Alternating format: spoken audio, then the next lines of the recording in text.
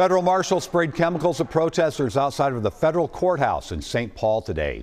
Inside the courthouse, a group faced a judge for allegations that their actions against ICE during Operation Metro Surge rose to the level of being a crime.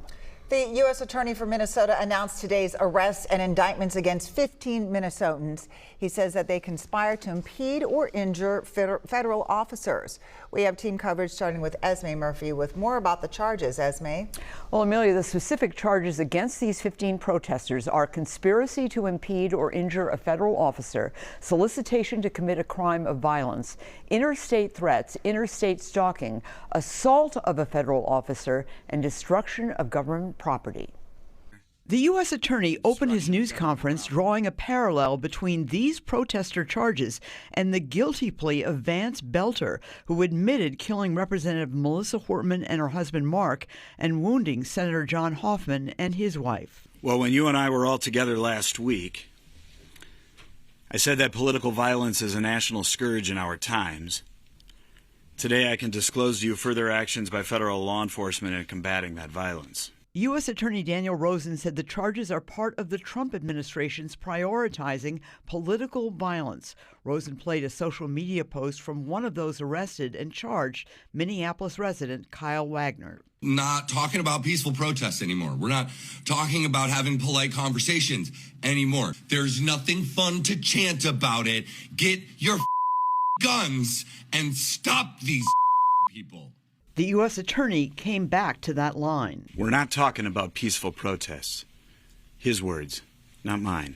A Department of Homeland Security official called the protesters' actions part of a wave of alarming attacks on police. Today's announcement is the result of a thorough and months-long investigation into a deeply concerning trend: coordinated violence targeting federal law enforcement officers and facilities. But outside the courthouse, activists defended the protesters, saying prosecutors are trying to stifle their constitutional right to free speech and assembly. I want to be very clear. Observing is not a crime. Watching the illegal actions committed by ICE is not a crime. Loving your immigrant neighbor is not a crime. Now, past charges against ICE protesters have brought mixed results. Some have been dismissed, but others remain in line to be prosecuted, including the allegations against prominent activist Nikema Levy-Armstrong, who's accused of disrupting a church service in January. All right. Thank you, Esme. We continue our team coverage with the defendants who appeared inside the federal courthouse in St. Paul. Adam Duxter is there right now. Adam?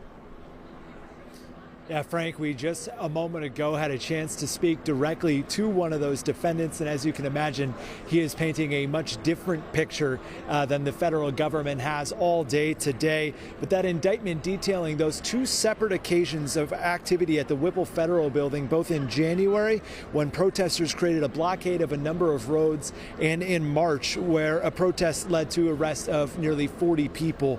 And the indictment paints the group as anarchists, pointing out claiming themselves as anarchists several times, saying they weren't satisfied with observing what the government was doing, but intending to fight back in some ways. Several of the charged defendants are self-described anarchists, including one named Cameron Kennedy, who was the one we just spoke with moments ago, who had said at one point that the burning of the 3rd Precinct in Minneapolis was, quote, the happiest day of his life. We caught up with Kennedy as he was released after today's hearing, and here's what he had to say about his arrest.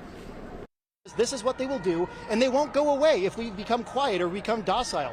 That's when they start to take control again. That's when they start to make moves again. We need to get loud, we need to get into the streets, and we need to resist them.